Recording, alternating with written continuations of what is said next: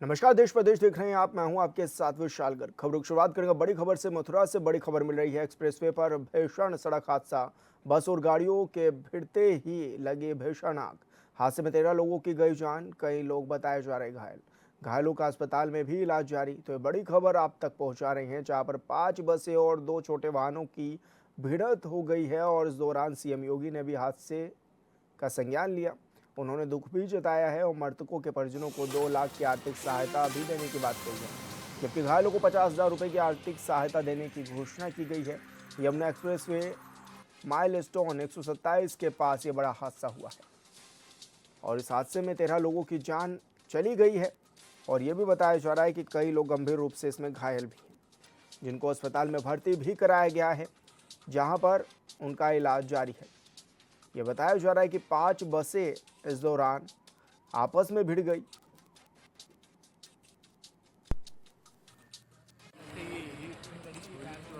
Yamuna expressway पर 127 milestone है। इसमें आज सुबह 4 बजे के करीब 8 बसेस और 3 छोटे वाहन आपस में टकरा गए और उनमें आग लग गई।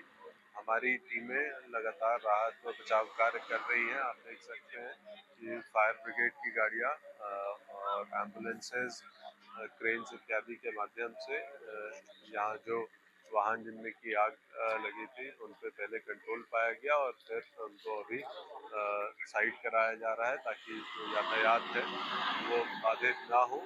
और ये सभी उपचाररत हैं, उनमें से कोई भी गंभीर नहीं है, फिर भी बेहतर से बेहतर इलाज करवाया जा रहा है। हम अपनी मशीनवा से बस पकड़े हैं, दिल्ली के लिए जा रहे थे।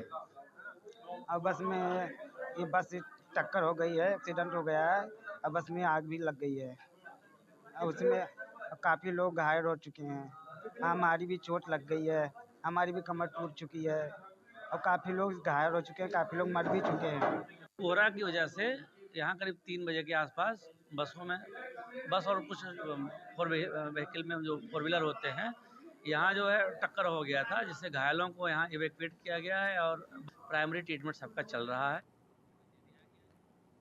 देहरादून में साल 1971 युद्ध के विजय दिवस के अवसर पर श्रद्धांजलि और सम्मान समारोह का आयोजन किया गया, जहां सीएम धामी ने भी शिरकत की। इस दौरान उन्होंने पाकिस्तानी सेना को धूल चढ़ाने वाले हमारे शहीदों को श्रद्धांजलि भी अर्पित की।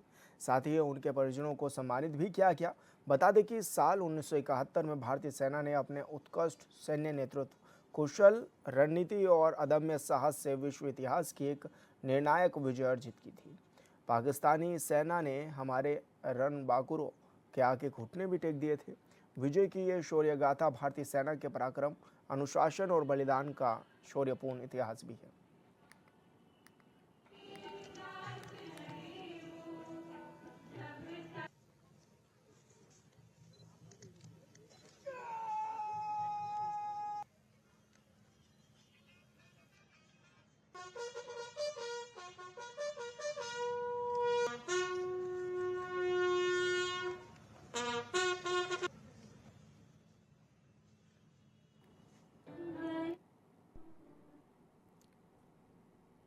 काशीपुर में सीजन के पहले घने कोहरे ने जनजीवन को भी प्रभावित किया है। कोहरे की वजह से विजिबिलिटी लगभग शून्य हो गई, जिससे आसपास का कुछ भी दिखाई नहीं दे रहा था, जिसकी वजह से नेशनल हाईवे समेत मुख्य सड़कों पर यातायात पूरी तरह से प्रभावित रहा।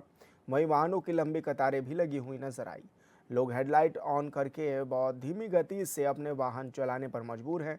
वहीं प्रशासन ने भी लोगों से अपील की है कि अनावश्यक यात्रा से बचें।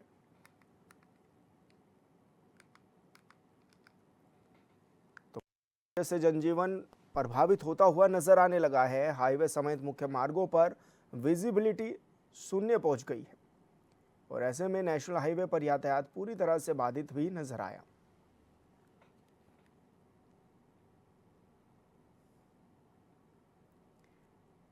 रांची के और माझी इलाके में उस वक्त अफरा तफरी मच गई जब झुंड से भटका एक जंगली हाथी गांव के इलाके में घुस गया, जिसके बाद हाथी ने कई खेतों में घुसकर फसलों को रौंद दिया और विरोध करने पर 2 ग्रामीणों को घायल भी कर दिया।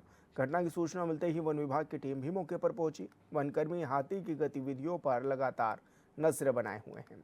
साथ ही ग्रामीणों से सतर्क रहने की भी अपील की जा रही है। फिलहाल इलाके में सुरक्षा बढ़ा दी गई है ताकि कोई और नुकसान न हो सके।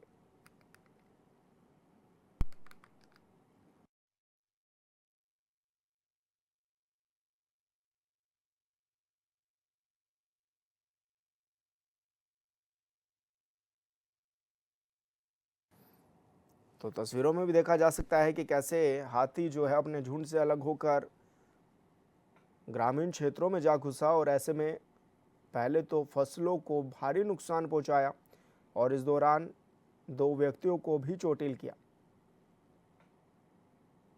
जिसके बाद गांव में दहशत का भी माहौल है। हालांकि सूचना पर वन विभाग की टीम भी मौके पर पहुंची हुई है और ग्रामीणों से सतर्क रहने की भी इस दौरान अपील की गई है। तो डर के साए में ग्रामीण हैं इस दौरान और वो बार बार यही अपील कर रहे हैं कि जंगली जानवरों को दूर रखा जाए।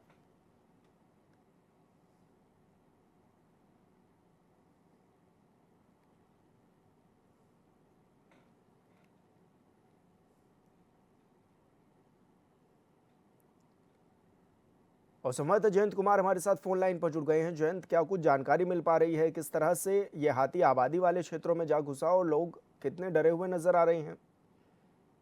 जी, हाथी जिस समय घुसा था उसके बाद से तो काफी लोग डरे सहमे हुए थे। उसके बाद वन विभाग के लोगों को बुलाया गया। वन विभाग ने पूरी सतर्कता के साथ जो इसके हाथी के पीछे लगे और धीरे धीरे जो हाथी को भगाने का कार्य किया गया है। और जब यह हाथी और माझी इलाके से निकलकर अब अनगढ़ा की तरफ जो जंगल है उस इलाके में चला गया। फिलहाल अब जो ग्रामीणों पर है वो ग्रामीणों पर जो डर है वो डर का साया हटा हुआ है।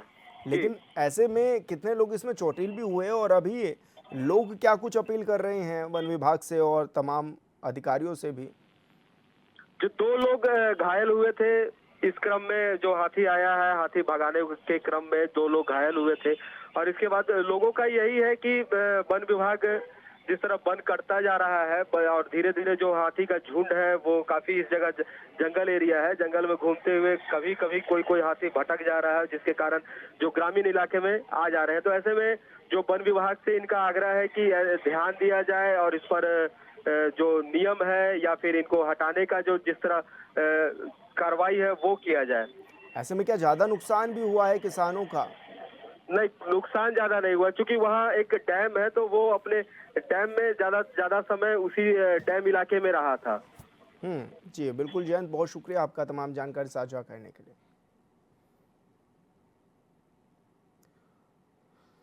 मंदसौर के विश्वास क्लिनिक पर बीएमओ दलोदा, नायब तहसीलदार और पुलिस प्रशासन की संयुक्त टीम ने कार्रवाई करते हुए गंभीर अनियमितताओं का भी खुलासा किया है। इस दौरान क्लिनिक संचालक मौके पर मौजूद नहीं था। जांच में पाया गया कि क्लिनिक का मेडिकल लाइसेंस किसी और अन्य व्यक्ति के नाम पर दर्ज है। क्लिनिक में 5 से ज़्यादा बेड हैं। भारी मात्रा में एलोपैथिक दवाइयों का भी भंडार है। इसमें नारकोटिक्स और पेन किलर श्रेणी की दवाइयाँ भी शामिल हैं। कई दवाइयाँ एक्सपायरी भी पाई गई हैं और मौके पर मौजूद उपकरणों से स्पष्ट हुआ है कि यहाँ पाइल्स उपचार, प्लास्टर, सर्जरी और ईसीजी जैसी सेवाएं भी दी जा रही थी, जिससे क्लिनिक एक मिनी हॉस्पिटल के रूप में संचालित हो रहा था। गंभीर लापरवाही और नियमों के उल्लंघन को देखते हुए प्रशासन ने विश्वास क्लिनिक को तत्काल प्रभाव से सील भी कर दिया है। हमें यहाँ पे एक लिखित में एक शिकायत मिली थी, तो उसमें ये लिखा गया था कि उनके किसी रिश्तेदार की महिला जो थी वो यहाँ पे इलाज के लिए आए थे, तो उनको साथ इलाज में काफी लापरवाही करी गई। और फिर जब उनके द्वारा इस डॉक्टर की डिग्री चेक की गई तो उनका ऐसा कहना है कि यहाँ पे कोई रजिस्टर्ड डॉक्टर नहीं है। तो उसके लिखित में शिकायत सीएमएचओ महोदय द्वारा पर की गई थी। महोदय द्वारा एसडीएम सर के द्वारा हमें आदेशित किया गया था, जिसमें तहसीलदार महोदय और हमारी ब्लॉक टीम के द्वारा, मेडिकल हेल्थ टीम के द्वारा इस क्लिनिक पर आज औचक निरीक्षण किया गया, जिसमें डॉक्टर यहाँ पर प्रेजेंट नहीं थे। और जब यहाँ पे 2 जन जो कि ऐसा बताया जा रहा है कि वो यहाँ पे प्रैक्टिस सीखने आते हैं, तो उनसे जब पूछा गया तो उन्होंने ये बताया कि अभी डॉक्टर साहब यहाँ नहीं है। उनको जब दूरभाष पे ये सूचना दी गई तो वो बहाना मार के और यहाँ पे उपस्थित नहीं हुए। जब पूरी टीम और पुलिस विभाग के द्वारा यहाँ की छानबीन की गई तो काफी मात्रा में यहाँ पे दवाइयाँ मिली और ऐसा कोई प्रूफ नहीं मिला कि यहाँ पे डॉक्टर रजिस्टर्ड हैं, कोई एमबीबीएस या एमडी की डिग्री है। और यहाँ पे एक्सपायरी दवाइयाँ बहुत सारी मिली है, जो कि एक बहुत बड़ा कृत्य है यहाँ पे कि वो नहीं होना था। और कुछ ऐसी दवाइयाँ भी मिली हैं जिनको सिर्फ रजिस्टर्ड डॉक्टर ही प्रिस्क्राइब कर सकते हैं, लेकिन वो ऐसी कुछ प्रकार की दवाइयाँ भी यहाँ पे मिली जो कि हमारे स्वास्थ्य विभाग द्वारा जब्त की गई है। और संवाददाता ललित शंकर हमारे साथ फोन लाइन पर जुड़ गए हैं। ललित, क्या कुछ ये पूरा मामला था और किस तरह की कार्रवाई भी देखने को मिली है प्रशासन की ओर से?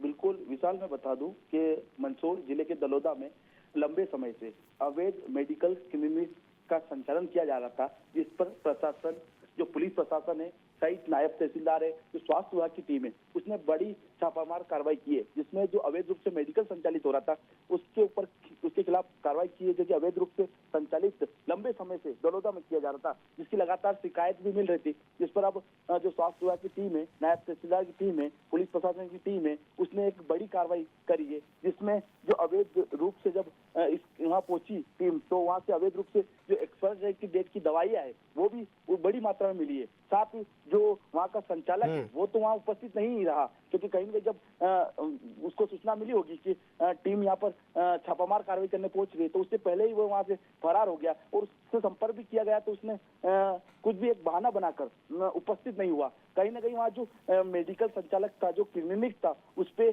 कहीं ना कहीं जो है वो अवैध रूप से जो मेडिकल संचालित किया जा रहा था, जिस पर अब ये जो स्वास्थ्य विभाग है, पुलिस प्रशासन है या नायब तहसीलदार है, उन्होंने एक बड़ी कार्रवाई की है। कहीं ना कहीं मंदसौर में लंबे समय से कई मेडिकल ऐसे अवैध रूप से चल रहे हैं, जिस पर एक संदेश कह सकते हैं, क्योंकि संदेश से कहीं कहीं दलोदा में जो कार्रवाई हुई है, कहीं ना कहीं अब ये बड़ी कार्रवाई देखी गई है, जहाँ पर बड़ी मात्रा में कई चीजें जब्त की है। नियमितता की बात करें, इलाज को लेकर जो डॉक्टर होते हैं उसकी डिग्री नहीं मिली है, ऐसे कई जो कह सकते हैं कि बहुत सारी चीजें जो कि यहाँ पर अपूर्ण मिली है, जिससे जो अब जो स्वास्थ्य विभाग है, नायब तहसीलदार, उन्होंने एक बड़ी कार्रवाई की है। जी बिल्कुल ललित, बहुत शुक्रिया आपका तमाम जानकारी साझा करने के लिए। मंदसौर के नादवेल गांव में एक परिवार के 9 लोगों को नशीला पदार्थ खिलाकर बेहोश कर चोरी कर फरार होने वाली दुल्हन को पुलिस ने यूपी से गिरफ्तार किया है। साथ ही मामले से जुड़े 2 अन्य आरोपी को भी पुलिस ने गिरफ्तार कर लिया है, जबकि तीसरा आरोपी फरार बताया जा रहा है। बताया गया कि मुख्य आरोपी ज्योति पहले से शादीशुदा है। पुलिस जांच में सामने आया कि गोरखपुर निवासी बबलू के जरिए पैसे लेकर यह शादी कराई गई थी। पुलिस ने दबिश देकर मुख्य आरोपी ज्योति राय को वाराणसी से गिरफ्तार किया है और उसके कब्जे से जेवर भी जब्त किए गए हैं। गिरोह का मुख्य आरोपी बबलू अभी भी फरार बताया जा रहा है, जिसकी तलाश जारी है। थाना भावगढ़ के ग्राम नांदवेल की घटना है, जिसमें विगत दिनों एक महिला को शादी करके नांदवेल लाए थे और महिला पत्नी बन के वहाँ पर रही परिवार वालों के साथ में, और कुछ दिन रहने के बाद में उसने एक दिन खाना बनाए, शाम को भजिए बनाए और भजिए खाने से परिवार वाले बीमार हो गए थे। करीबन 9 लोग थे जो हॉस्पिटलाइज़ भी थे, और इस महिला और अन्य के खिलाफ अपराध दर्ज किया। अपराध दर्ज करने के बाद अलग-अलग टीमें एसडीओपी कीर्ति बघेल के नेतृत्व में थाना प्रभारी और अन्य दल को रवाना किया गया और टीम ने बहुत अच्छा काम किया और इस सभी आरोपियों को पुलिस ने पतारेसी करके हिरासत में लिया और पूछताछ करने के बाद गिरफ्तार भी कर लिया है और 3 आरोपियों को पुलिस ने गिरफ्तार किया है और उसको न्यायालय पेश किया जा रहा है और साथ ही पीआर लेके उसमें पूछा जाएगा कि और अन्य कोई साथी थे या इन्वेस्टिगेशन में और भी बिंदु बताते हैं तो उस बारे में जांच करेंगे। और संवाददाता ललित शंकर हमारे साथ फोन लाइन पर जुड़े हुए हैं। ललित, जिस तरह से बताया भी जा रहा है कि लुटेरी दुल्हन जो है वो पैसा वैसा लेकर भी गायब हो गई, और ऐसे में किस तरह से जांच पड़ताल भी की गई और किस तरह से पकड़ में आई? मैं बता दूं कि ये मंदसौर जिले के नांदवेल की गांव की घटना है, जहां पर लुटेरी दुल्हन ने जो पहले तो भजिए बनाए और उसके बाद वो भजिए में नशीली दवा मिलाकर उन पूरी परिवार को 9 जने जो कि 9 लोग थे उनको दी, तो जिसके बाद उनको जिला अस्पताल भर्ती किया गया था, जहाँ पर उनका उपचार भी हुआ था। लेकिन उसके बाद अब भावगढ़ पुलिस ने एक बड़ी कार्रवाई की है। जो लुटेरी दुल्हन है जो फरार हो गई थी वो अब गिरफ्तार हो गई है, उसके साथी जो कि सहयोगी है वो भी गिरफ्तार हुए हैं। न कहीं कहीं जो मुख्य मास्टरमाइंड है इस पूरे मामले का वो अभी फरार है, लेकिन उसकी भी पुलिस तलाश कर रही है, क्योंकि ये जो लुटेरी दुल्हन है वो लोगों को लूटने का काम करती है, पहले से ही शादीशुदा है। ये शादी के नाम पर लोगों से शादी कर लेते हैं, उसके बाद वहाँ पर पहुंचते हैं, 2.5-2 लाख रुपए में शादी करते हैं, उसके बाद जो परिवार में जाते हैं और 10-15 दिन अच्छा माहौल बनाकर रखती है और उसके बाद लूट लेती है और लोगों के जेवरात हो, नकदी हो, ये लूट कर फरार हो जाती है। लंबे समय से मंदसौर जिले में ये घटनाएं सामने आ रही थी, लेकिन अब जो भागड़ पुलिस है उसने एक बड़ी कार्रवाई की है। जो लुटेरी दुल्हन है उसको यूपी के वाराणसी से गिरफ्तार किया है, क्योंकि लंबे समय से ऐसी जिले में घटनाएं हो रही है। पहले भी लुटेरी दुल्हनों ने बहुत सारे परिवार को उजाड़ कर गई है, लेकिन कहीं ना कहीं जो भागड़ पुलिस है उसने इस मामले को गंभीरता से लिया है। कहीं ना कहीं जो इस क्षेत्र की एसडीओपी है कृति बघेल, उसने इस मामले को पूरी तरह संज्ञान में लेकर एक बड़ा मामले की खुलासा किया है। लंबे समय से जो लुटेरी दुल्हने हैं उनके लिए एक बड़ी कार्रवाई है। तो कहीं ना कहीं जो परिवार है वो सदमे में था, क्योंकि जब वो भजिए खिलाकर लूट कर गई थी तो कहीं ना कहीं परिवार की चिंता बढ़ गई थी। लेकिन अब जो पुलिस ने कार्रवाई की है, कहीं ना कहीं जो परिवार है वो संतुष्ट दिखेगा। बिल्कुल ललित, बहुत शुक्रिया आपका तमाम जानकारी साझा करने के लिए।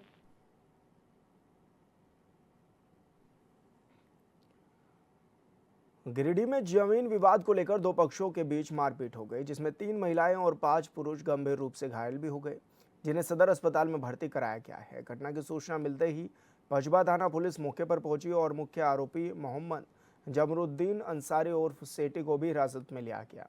उन्होंने बताया कि तेलोडी मौजा के गादी में करीब 95 डिसिबल जमीन 5 साल पहले रजिस्ट्री के जरिए खरीदी गई थी। जमीन को जेसीबी से समतल कराने के दौरान किसी ने आपत्ति नहीं की थी, लेकिन अब कुछ लोग जमीन को घेरने लगे हैं, जिसके बाद ये विवाद काफी बढ़ गया और मारपिटाई तक हो गई।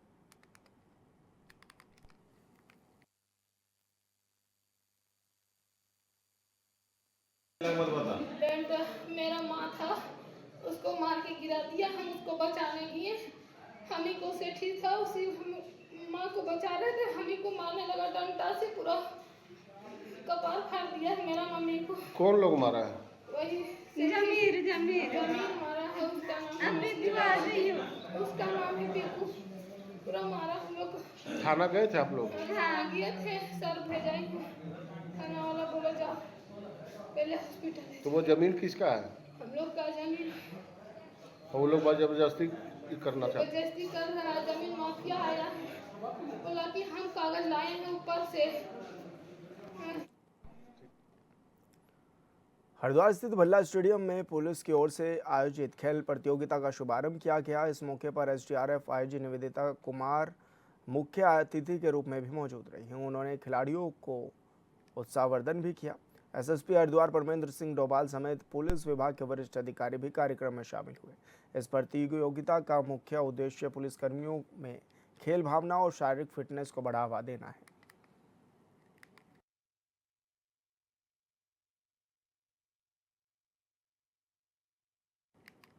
तो खेल प्रतियोगिता का शुभारंभ इस दौरान किया गया है। एसडीआरएफ आईजी रही मुख्य अतिथि और इस दौरान खिलाड़ियों का उत्साहवर्धन भी किया गया। एसएसपी हरिद्वार भी इस दौरान मौके पर मौजूद रहे। और ये खेल प्रतियोगिता इसलिए भी आयोजित की गई है ताकि अधिकारी जो है वो फिट रह सके, और ये भी बताया जा रहा है कि इसका उद्देश्य पुलिसकर्मियों में खेल भावना और शारीरिक फिटनेस को बढ़ावा देना भी रहा है। तो एसएसपी भी इस दौरान इस कार्यक्रम में मौजूद रहे और साथ ही निवेदिता कुकरेती यानी कि एसडीआरएफ आईजी भी इसमें मुख्य अतिथि के तौर पर पहुंची हुई थी।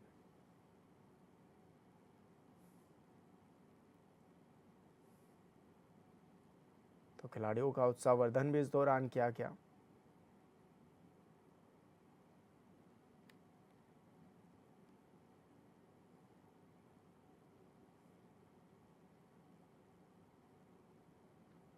खेल प्रतियोगिता का शुभारंभ हरिद्वार में इस दौरान किया गया। एसडीआरएफ आईजी मुख्य अतिथि के तौर पर पहुंची हुई थी। खेल भावनाओं को बढ़ाना और ऐसे में शारीरिक रूप से तंदुरुस्त रहना, फिटनेस ज़रूरी है, इसका संदेश भी एक दिया गया है।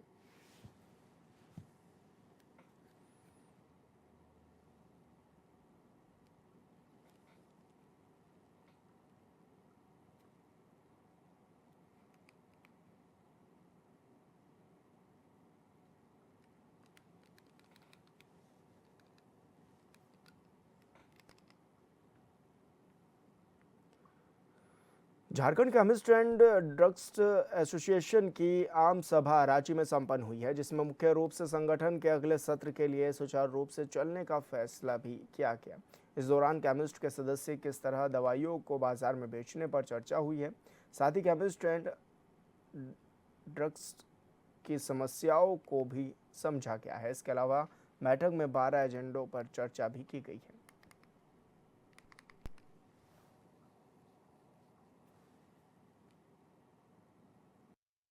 आज यहाँ Jharkhand chemist and druggist association के त्रिवार्षिक साधारण सभा में बोलते जाए हम लोग all India organisation of chemist and druggist association की ओर से आए। मैं राजीव सिंघल, महासचिव all India organisation chemist and druggist. मेरे साथ मेरे सहयोगी कोषाध्यक्ष श्री अमित गर्ग और हमारे ज्वाइंट सेक्रेटरी श्री वैद्यनाथ जागुस्ते जी हमारे साथ यहाँ मौजूद है। हम लोग यहाँ इस एजीएम में हम लोगों ने सारे विषयों पर यहाँ पे चर्चा करी कि जो हमारे केमिस्टों की समस्याएं हैं, चाहे वो ड्रग एक्ट से संबंधित समस्याएं हो, ऑनलाइन के संबंधित समस्याएं हो, क्योंकि आज देश का केमिस्ट ऑनलाइन की समस्याओं से भली भांति गुजर रहा है और हमको मालूम है कि वो चैलेंजेस कैसे हैं। एआईओसीटी संगठन सभी सदस्यों के हित में दिन प्रतिदिन, चाहे वो ऑनलाइन एजेंसियां या किसी से भी पल प्रतिपल कार्य करता रहता है और हम हमारे सदस्यों को, हमें मालूम है कि हमारे सदस्यों के हितों का किस प्रकार से संरक्षण किया जाए और उन्हीं के हितों के संरक्षण के लिए हम लोग लगातार। झारखंड के रांची राजेंद्र आयुर्वेदिक संस्थान की जमीन पर अवैध रूप से बनाए गए भवनों पर प्रशासन का बुलडोजर एक्शन पिछले कुछ दिनों से देखने को मिल रहा है। हाईकोर्ट के सख्त आदेश के बाद प्रशासन इस कार्रवाई पर भी जुटा हुआ है। इसमें पक्के मकान और कच्चे मकान को जमींदोज कर दिया गया है। जिनके घर टूटे हैं उन लोगों का कहना है कि यह जमीन रेतों की है और इसमें से कुछ लोगों ने जमीन को खरीदा भी है। इस पर मोटेशन और रसीद भी कटाई गई है। इसके बावजूद भी घरों को तोड़ा जा रहा है।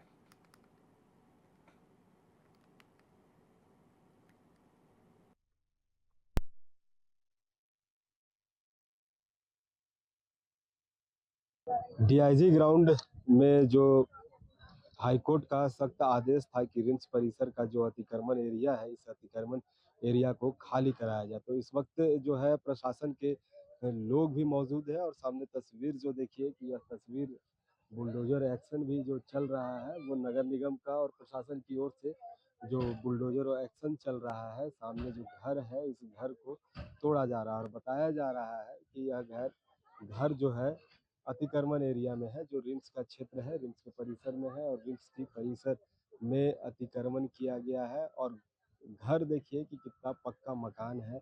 इस वक्त जो है प्रशासन के तमाम लोग मौजूद हैं, चाहे पुलिस अधिकारी की बात करें या फिर इस तोड़फोड़ में जिस मजिस्ट्रेट लगाया गया है, इस मजिस्ट्रेट के अधिकारी भी यहाँ मौजूद हैं और घर के लोग भी कुछ यहाँ मौजूद है। घर की एक एक दीवारें, जो सामने की जो बाउंड्री है, यह बाउंड्री की तस्वीर सामने दिखाएंगे कि इस बाउंड्री को किस तरह ध्वस्त कर दिया गया है, जमींदोज बना दिया गया है। ऐसे ही यहाँ कई दिनों से जो है इस एरिया में बुलडोजर एक्शन देखने को मिल रहा था। कई घरों को तोड़ दिया गया था, जमींदोज बना दिया गया था।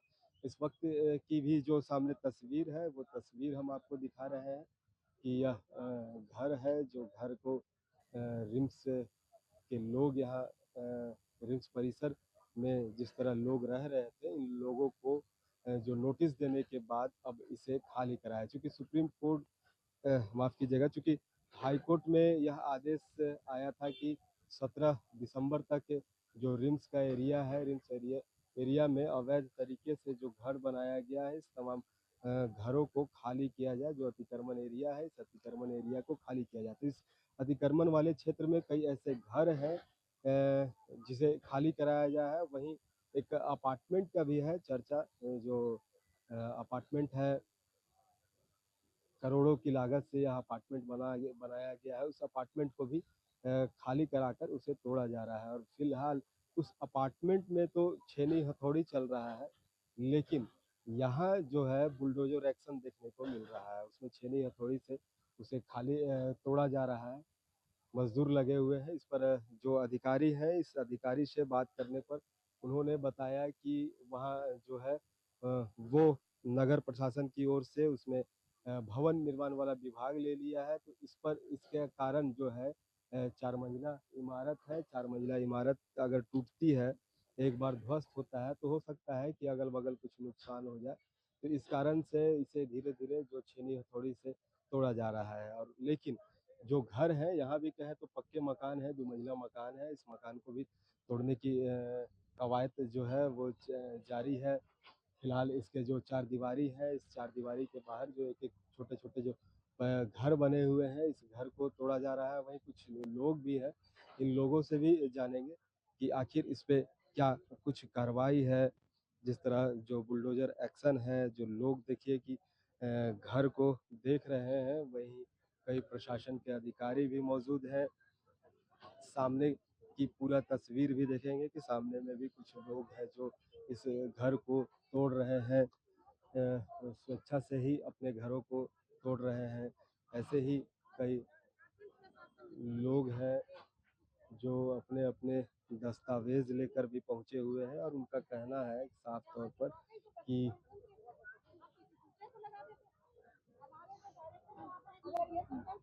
देखिए यहाँ कुछ स्थानीय लोग हैं, इनसे भी जानेंगे कि ये जो घर जो हाईकोर्ट का आदेश के कारण घर तोड़ा जा रहा है, तो क्या इस पे है? घर आप ही का है घर? प्रशासन के द्वारा कहा जा रहा है कि ये अवैध तरीके से। उसका प्रूफ कौन करेगा? अवैध है कि निषेध है? अब प्रूफ करे हम लोग को। हमरा कहना करते कि जो ये अवैध है तो कोई प्रूफ होना चाहिए ना। हम लोग को पेपर नहीं दे रहा, कुछ नहीं दे रहा है, हम लोग क्या करेंगे बोलिए? उनका सिर्फ वही है कि हाईकोर्ट का आदेश है। हाईकोर्ट का आदेश किस बेसिस पर? कोई हाईकोर्ट का आदेश को पर्टिकुलर दिखाए ना इन लोग। आप लोग के पास जमीन का सब पेपर है कि 11 नंबर प्लॉट को इतना नंबर इतना तक का। रांची से एचएनएन के लिए अपने सहयोगी अक्षय कुमार के साथ जयंत।